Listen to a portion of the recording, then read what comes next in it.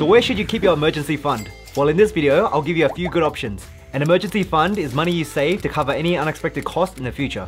This could be a medical bill, car repairs, or loss of income from losing your job. I like to think of an emergency fund as an insurance against bad luck. Generally, an emergency fund is about 3 to 6 months worth of living expenses in case the worst happens. And if you have a family with kids, you may consider upping that to about 12 months. And I would strongly recommend saving up for an emergency fund before investing into assets like shares or real estate. Without emergency savings, a single financial disaster could set you back a long way. For example, say you lost your job today, so suddenly you have no money to pay the rent, mortgage, or groceries. You would be forced to turn to other sources like credit cards and personal loans. And if you don't have the money to pay these back, it will turn into bad debt very quickly and may have a lasting impact on your financial future. All it takes is one event to turn your life upside down, so please be prepared. So once you set up an emergency fund, where do you keep it? Well, there are a few options. The first option is keeping it in physical cash. You could choose to keep some physical money in a safe place at home. I personally don't like this outdated option for a few reasons. One, it can get stolen. You might accidentally throw it away, or you could easily misplace it. This happens a lot more than you think, particularly with the older generation who don't trust a bank. Secondly, physical cash is losing value over the long term due to inflation. $1 today is not worth the same $1 in 10 years' time. For example, compare the price of a Big Mac today compared to 10 years ago.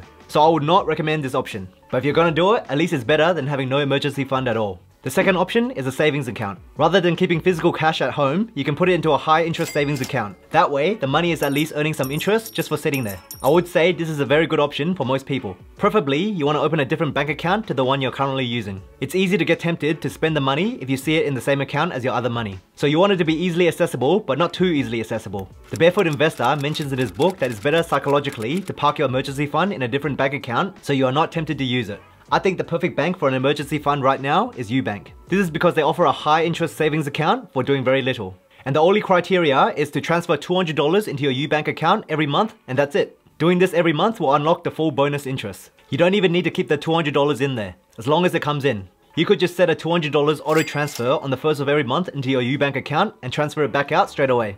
This is what I do, and it's worked a treat so far. You can also consider ING Bank, who offers a higher interest rate than UBank. They are currently offering 5.5% compared to UBank's 5.1%. However, you do need to do a few more things to get the bonus rate every month. One, you need to transfer $1,000 or more into your account. This is easy enough to achieve by setting an auto transfer for the first of every month. Two, you need to make 5 purchases using the ING debit card that they will send you. This can be easily achieved if you use your card as direct debit to pay your monthly subscriptions. Or a quick hack I like to do is on the first of every month, I'll buy 5 $1 Amazon e-gift cards. That way, I don't have to remember to do it for the rest of the month. And 3, you need to grow your balance every month. For example, if you have $5,000 in your account at the end of month 1, you need to have $5,001 at the end of month 2 to unlock the bonus. You can easily achieve this by transferring $1 into your account every month.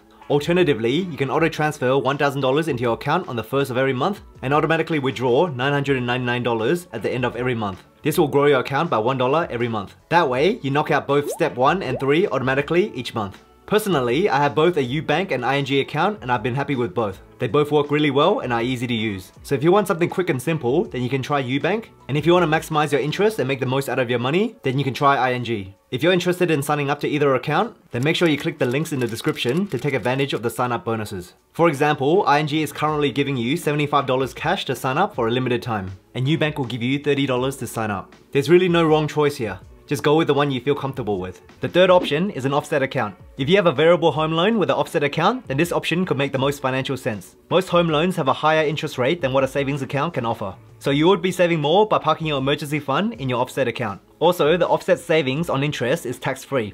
Whereas you'll have to pay tax for any interest income you receive on your savings account. However, you need to be disciplined as all your money will be in the same place. Just remember that the money is purely for emergencies. Finding a cheap ticket to Bali online does not count as an emergency. I would recommend creating a different offset account and naming it emergency fund to remind yourself that it's only for emergencies. Bonus tip, do not keep your emergency fund in a term deposit. I know a term deposit can offer a higher interest rate, but an emergency fund is supposed to be easy access to money. With a term deposit, your money is locked up for a certain period of time. So you may not be able to access it when you need it, so it defeats the whole purpose of an emergency fund. By the way, if you enjoyed this video, then comment the word pepper down below so I know who you are. And if you're new around here, what are you waiting for, mate? Subscribe to the channel and join this awesome community. And if you'd like to learn more about UBank or the different savings accounts available in Australia, then check out these videos on screen. Thank you for watching, I appreciate you, and I'll see you in the next video.